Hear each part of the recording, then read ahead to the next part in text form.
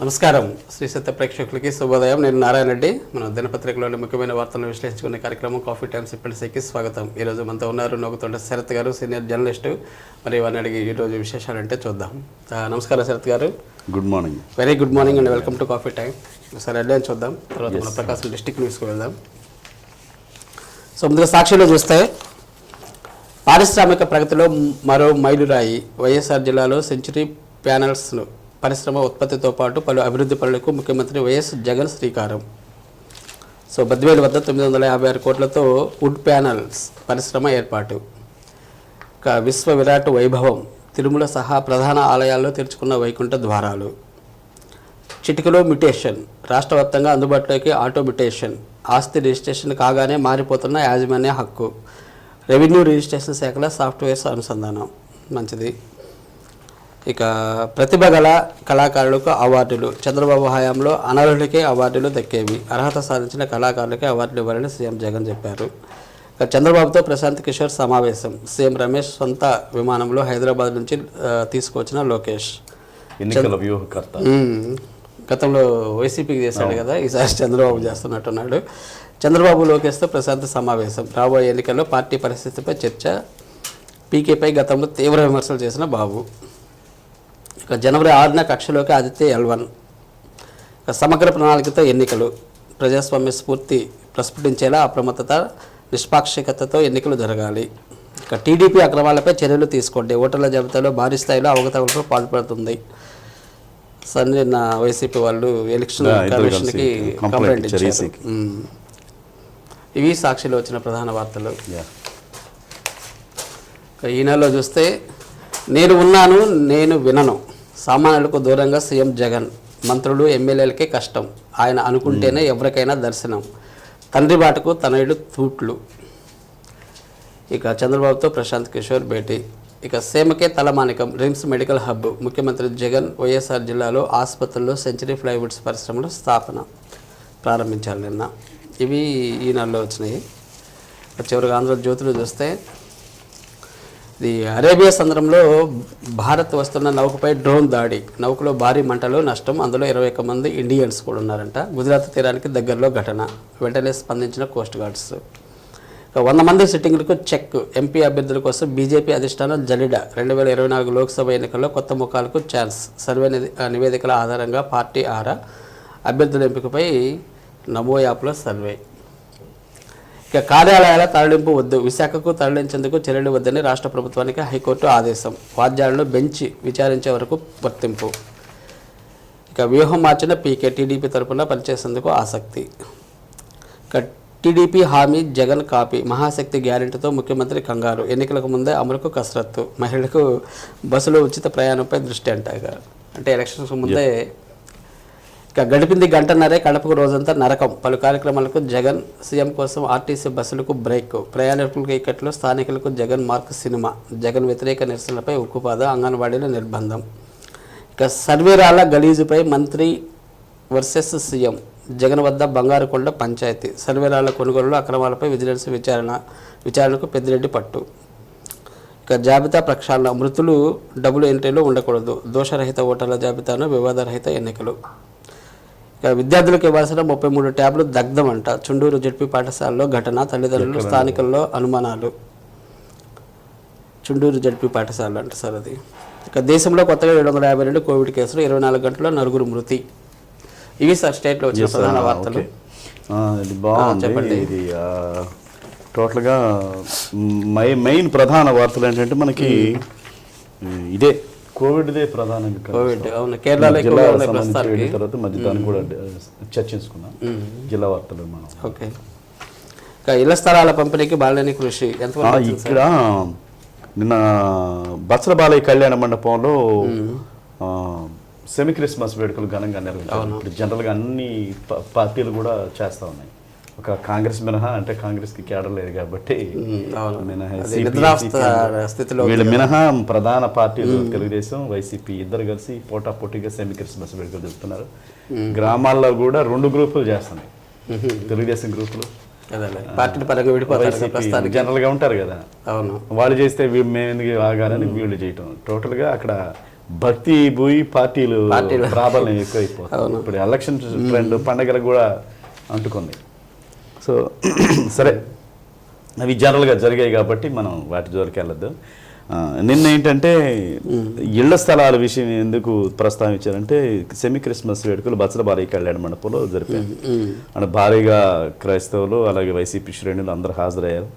దాంట్లో మేయర్ ప్రధానంగా ఈ మాట అంది, ఇప్పటికే ఇళ్ల పట్టాలు పంపిణీ చేసి 2 సంవత్సరాలు పూర్తయి ఉండేది, కానీ ఎర్రజల్ల దగ్గర దాని మీద కేసేసి వేలాది మంది పట్టాలు ఆపేయించడం జరిగింది అనేది ఆమె ప్రధానంగా ఆరోపణ. కానీ రేపొద్దున మళ్ళీ ఆయన జనవరిలోపు పట్టాల పంపిణీ కార్యక్రమం జరుగుద్ది, ఆయన బాలినేని వాసన్న సొంత నిధులతోటి చేస్తాడనేది ఆమె ప్రస్తావించడం జరిగింది. కొనిస్తానని చెప్పాడు ఆయన గతంలో అనేక సందర్భాల్లో చెప్పాడు. కానీ ఇప్పుడు రేపు పొద్దున ఎలక్షన్ కోడ్ వస్తే మళ్ళీ దానికి కూడా బ్రేక్ పడుద్ది. ఏదేమైనా రేపు చూడాలి, వాళ్ళు పట్టాలు 20,000 పట్టాలు పంపిణీ చేస్తానని బాలినేని గారు అన్నారు.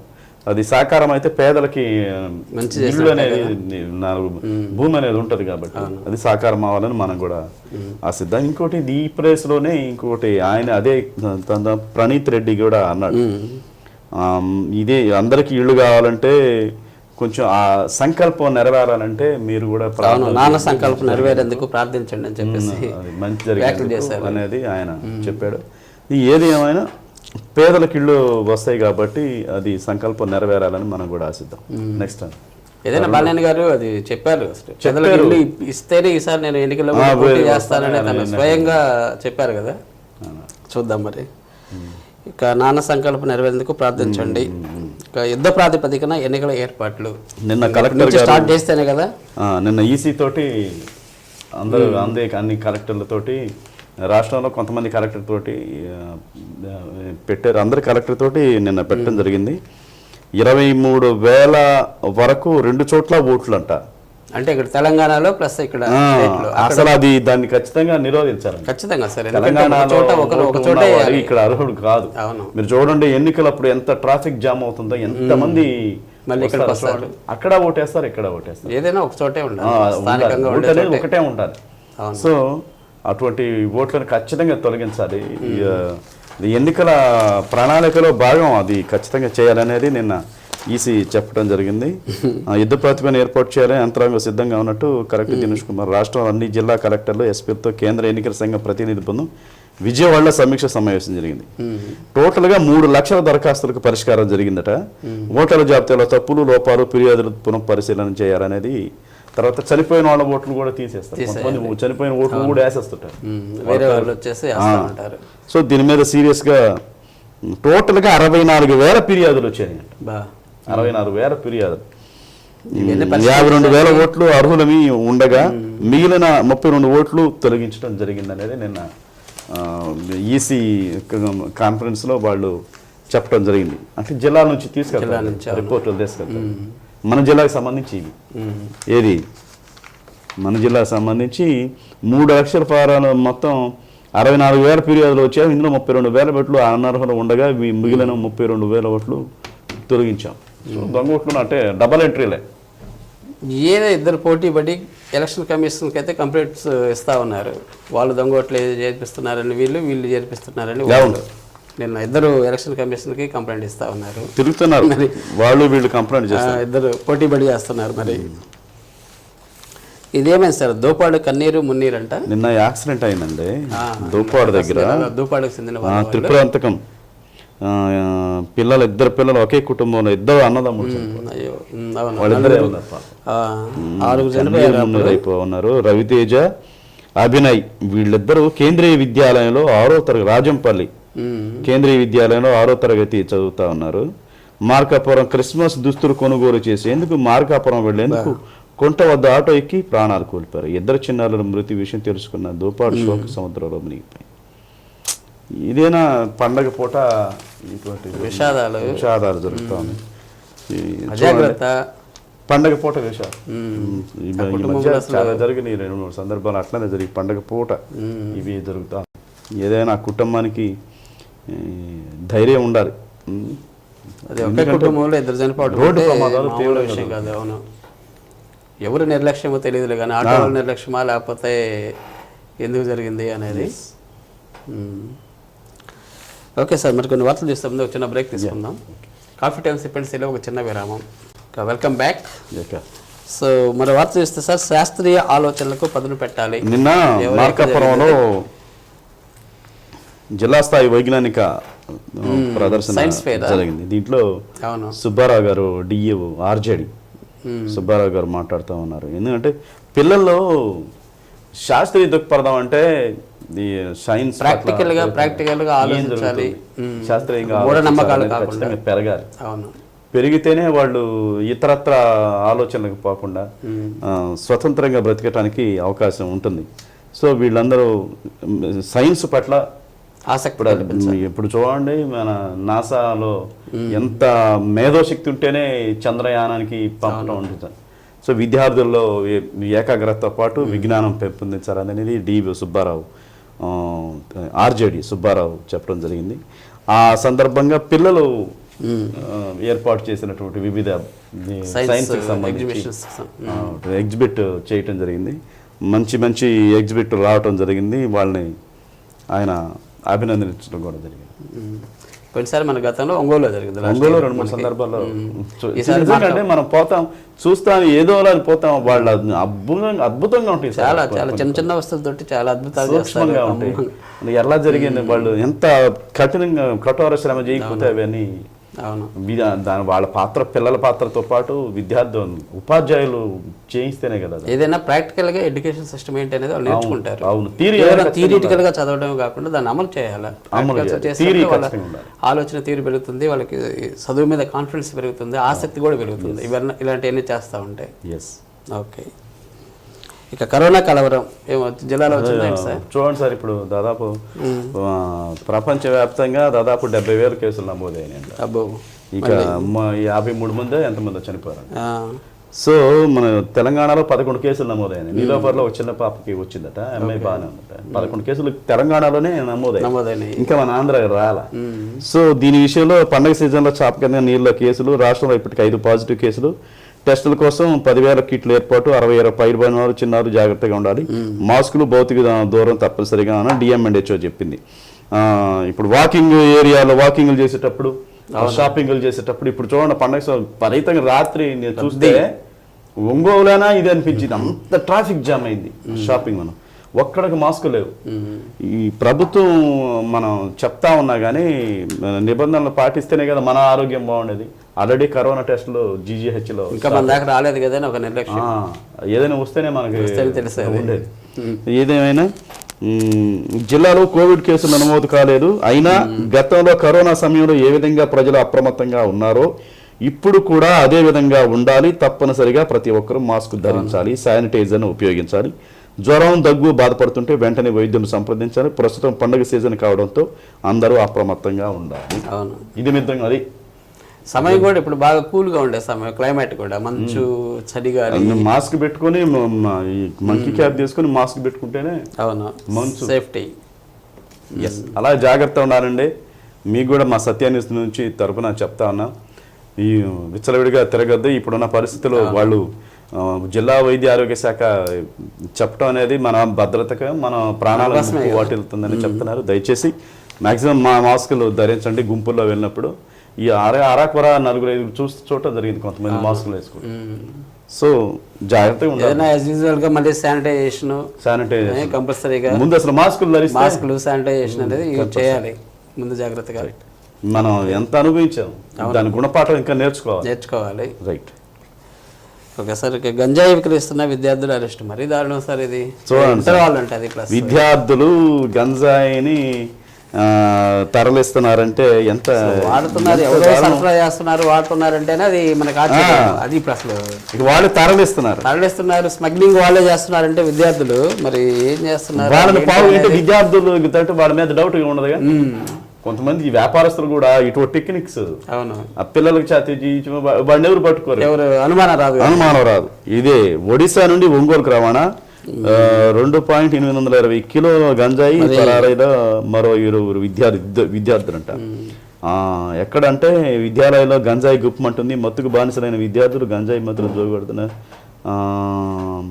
బ్యూరో స్పెషల్ ఎన్ఫోర్స్మెంట్ బ్యూరో అధికారి వలపని 20 అదుపులో తీసుకున్నారు. ఇద్దరు మరో పరారీలో ఉన్నారు. వీళ్ళు ఒడిశా నుంచి ప్రస్తుత పరారీలో విజయవాడకు చెందిన విద్యార్థి అంట. ఇతను వాడు విజయవాడ తీసుకొచ్చి విజయవాడ నుంచి ఒంగోలు సరఫరా చేస్తారు. ఒడిశా నుంచి వస్తుంది. అవును, ఒంగోలు చెందిన విద్యార్థి కలిసి ఒంగోలుకు తీసుకొస్తారు. అక్కడ 2 కిలోలు ప్యాకెట్లు అక్కడికి తీసుకొచ్చి లాడ్జీలో మకాం వేస్తారు. ఇంజనీరింగ్ విద్యార్థుల లక్ష్యంగా గంజాయి విక్రయాలు చేస్తుంటారు. ఒడిశా సరిహద్దులో కిలో 500 రూపాయలు కొనుగోలు చేసి ఇక్కడ 5,000 వరకు అమ్ముతారు. 100 గ్రాముల ప్యాకెట్ తయారు చేసి ప్యాకెట్ 500 వరకు విక్రయిస్తారు. కాగా పరారీలో ఉన్న 7 దొంగలను నగరంలో ఎక్కడెక్కడ గంజాయి విక్రయిస్తున్నారనే విషయం తెలిసే అవకాశం ఉంది. వీళ్ళని పట్టుకుంటే ఆల్రెడీ ఇద్దరు దొరికారు కదా. దొరికారు. వాళ్ళని విచారిస్తాను. నిన్న సెబ్ అధికారులు పెట్టుకొని వాళ్ళని విచారణ చేస్తున్నారు. చూడండి ఎంత ఎక్కడికి పోతున్నారు అసలు, ఎక్కడికి పోతున్నారు ఈ విద్యార్థులు, అసలు ఎటువంటి పరిస్థితులు దారి. ఇంజనీరింగ్ విద్యార్థులు వాళ్ళలో ఒకటి ఇంటర్ వాడు ఉన్నాడు, ఇంటర్ చదివే చూసుంటారు. సో ఇది మీరు అన్నట్లు ఎక్కడికి పోతుంది, ఏది ఎంత పగడ్బందీకి చేసినా మానసికంగా పిల్లలు వాటికి దూరంగా ఉంటేనే బాగుపడతారు. వాళ్ళు తెలుసుకోవాలి. అధికారులు ఎంత కట్టడి చేసినా ఆ వ్యాపారస్తులు ఇటువంటి పావులుగా చేసేసుకొని వాళ్ళ భవిష్యత్తు ఏమవుతుంది చూడండి ఆడుకుంటున్నారు. సో ఏదైనా జాగ్రత్తగా తల్లిదండ్రులు కూడా వాళ్ళు ఏమేం చేస్తున్నారు, ఎక్కడెక్కడ ఉంటున్నారు అనేది కూడా ఆలోచించాలి. అదేంటి సార్, రిజిస్ట్రేషన్ కార్యాలయంలో తనిఖీలు అంటే మార్చారు. భాగ్యనగర్ నుంచి ఇక్కడికి మన రవిప్రియ మాల్కి రిజిస్ట్రేషన్స్ అండ్ స్టాంప్స్ కార్యాలయం మార్చారు. అందరూ పాపం అక్కడికి వెళ్తున్నారు. అవినీతి జరిగేది ఎక్కడైనా జరుగుద్దండి, మన పని పడితేనే ఇది. అవును. సో నిన్న ఇక కరప్షన్ 2.0 వర్షన్ వల్ల జరిగే ఉపయోగాలు అంటే రిజిస్ట్రేషన్ విధానాన్ని అమలు చేశారు. సో దాంట్లో ఎలా ఉంది, లోటుపాట్లు ఏమన్నా ఉన్నాయా కొత్తగా? అదంటే ఫుల్ ప్లెజ్డ్గా ఉండేది. అవును. ఇప్పుడు ఎక్కడికి చేరిన తర్వాత మళ్ళీ కొత్తగా ఎత్తుకోవడం కదా. అవును. సో అవన్నింటినీ రిజిస్ట్రేషన్ కార్యాలయంలో తనిఖీలు చేసి ఎవరు ఐజీ ఉదయ్ భాస్కర్ అవును ఉద్యోగులతో మాట్లాడాడు. వాళ్ళకి సంబంధించి ఏమేమి ఉన్నాయి ఏంటి అనే దాని మీద అంటే కొత్త విధానం పెట్టారు కదా. కొత్త విధానంలో ఎలాంటి లోటుపాట్లు ఉన్నాయి, ఆన్లైన్ విధానం. కానీ ఆన్లైన్ విధానం చేరే డబ్బులు మారే విధానం వేరే. అది కామనే దాన్ని ఎవరు చేయలేకపోతున్నారు. అసలు పర్మనెంట్గా అక్కడ ఒకటి పెట్టాలి సార్. ఏసీబీ అధికారిని ప్రతి రిజిస్ట్రేషన్ ఆఫీస్ దగ్గర ఎప్పుడు 24 గంటలు ఉండేటట్టు పెట్టాలి. ఇంక విషయం తెలుసా, ఏసీబీ అధికారులనే మొన్న ఒకటి పట్టుకున్నారు. అవును, కరెక్టే, మనమే చెప్పేకున్నాం. ఏసీబీ అధికారులే అవినీతిని నిరోధించాల్సిన వాళ్ళే అవినీతి చేస్తున్నారు. ఇక నిన్నైతే లాస్ట్ చిన్న వార్త ఏంటంటే ఈ అంగన్వాడీల దీక్షలు బాగా ఉధృతం అవుతున్నాయి. ఒంటికాలపై కూర్చొని కార్యకర్త నిరసన 12 రోజులు జరిగింది సమ్మె. అవును. అంటే ఇప్పుడు ఎలక్షన్ ఎవరు స్పందించట్లేదు పాపం. ఎందుకనే మరి ఏదో ఒకటి చేస్తామనో చేయలేదమ్మా వచ్చే మళ్ళీ తర్వాత మాట్లాడదామనో ఏదో సర్ది చెప్పడం కానీ చర్చలు జరిగినాయి. ఏదో మొత్తం మీద కొలికి రాకుండా ఉండదు. ఎందుకంటే ప్రభుత్వం ఎలక్షన్ ఇయర్ కాబట్టి. అవును. ఏదైనా మొత్తం మీద పెంచడం జరుగుద్ది. నేనైతే అదే ఆలోచిస్తున్నా. అందరూ కూడా అదే అంటున్నారు. ఖచ్చితంగా వీళ్ళు 12 రోజుల నుంచి చేస్తున్నారు కాబట్టి ఖచ్చితంగా వాళ్ళ దీక్ష ఫలిస్తుంది అనేది కూడా. వీళ్ళని చూసుకొని మళ్ళీ ఇంకొకళ్ళు సర్వశిక్ష అభియానులు వాళ్ళ మరి పాపం దారుణం 14,000. మనం సర్వశిక్ష అభియాన్లో పనిచేసేవాడు 14,000 అన్నట్టు. ఓకే, అది కూడా కొంచెం కష్టమైంది. సరే, వాళ్ళు కూడా చేస్తా ఉన్నారు. 2-3 రోజుల నుంచి చేస్తా ఉన్నారు. ఓకే శరత్ గారు, థ్యాంక్ యూ వెరీ మచ్. కొన్ని ముఖ్యమైన విశేషాల మీద చక్కటి విశ్లేషణ అందించారు. Thank you. మరి ఇదండి ఈనాటి కాఫీ టైమ్ సిపెన్స్ ఈ కార్యక్రమం. తిరిగి రేపు ఉదయం 8:30 ఇదే కార్యక్రమంలో మరిన్ని తాజా వార్తలతో మీ ముందు ఉంటాం. అంతవరకు చూస్తూ ఉండండి శ్రీ సత్య నెట్వర్క్. నమస్కారం.